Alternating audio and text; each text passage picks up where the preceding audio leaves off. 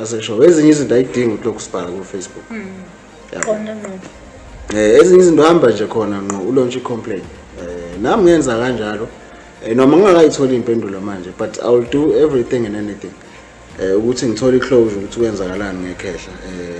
Ifamily ifuna i-closure, singindeni kababa sayidinga i-closure.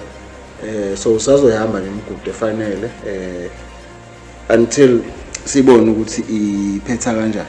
Yabo, so siyaququmezelana nomphakathi. Nawe uma unestory ongasishare, ungafika la uzoshare.